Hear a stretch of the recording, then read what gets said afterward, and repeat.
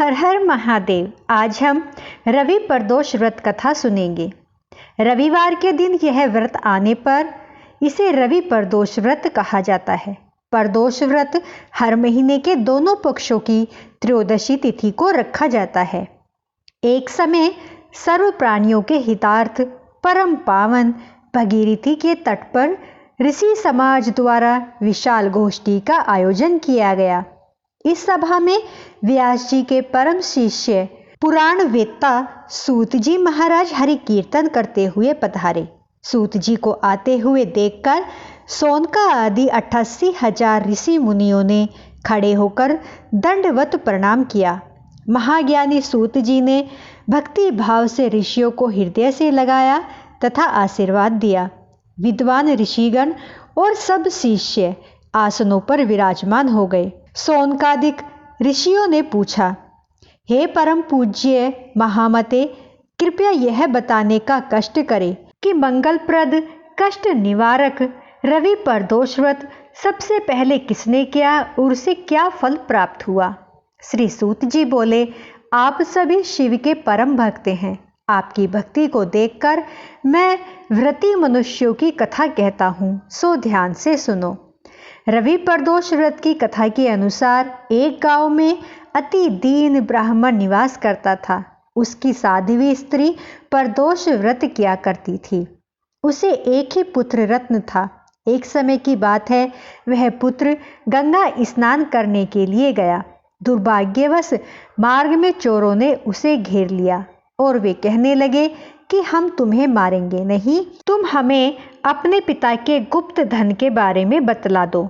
बालक दीन भाव से कहने लगा कि बंधुओं, हम अत्यंत दुखी दीन हैं, हमारे पास धन कहाँ है। तब चोरों ने कहा कि तेरी इस पोटली में क्या बंधा है। बालक ने निसंकोच कहा कि मेरी माँ ने मेरे लिए रोटियां दी हैं। यह सुनकर चोरों ने अपने साथियों से कहा कि साथियों, यह बहुत ही दीन दुखी मनुष्य है, अतः हम किसी और को लूटेंगे। इतना कहकर चोरों ने उस बालक को जाने दिया। बालक वहां से चलते हुए एक नगर में पहुंचा। नगर के पास एक बरगद का पेड़ था। वह बालक उसी बरगद के वृक्ष की छाया में सो गया। उसी समय उस नगर के सिपाही चोरों को खोजते हुए उस बरगद के वृक्ष के पास पहुंचे और बालक को चोर समझकर बंदी बना राजा के पास ले गए। राजा ने उसे कारावास में बंद करने का आदेश दिया।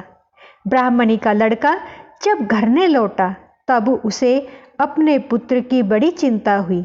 अगले दिन प्रदोष व्रत था।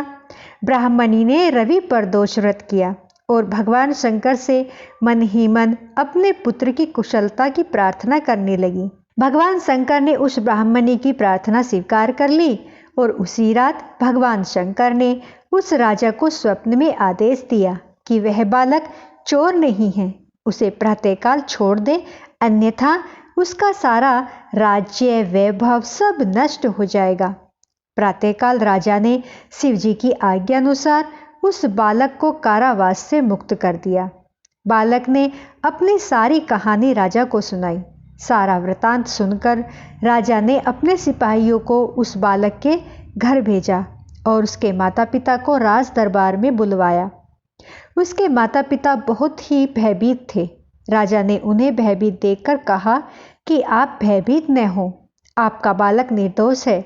राजा ने ब्राह्मण को 5 गांव दान में दिए, जिससे कि वे सुखपूर्वक अपना जीवन व्यतीत कर सके। भगवान शिव की कृपा से ब्राह्मण परिवार आनंद से रहने लगा।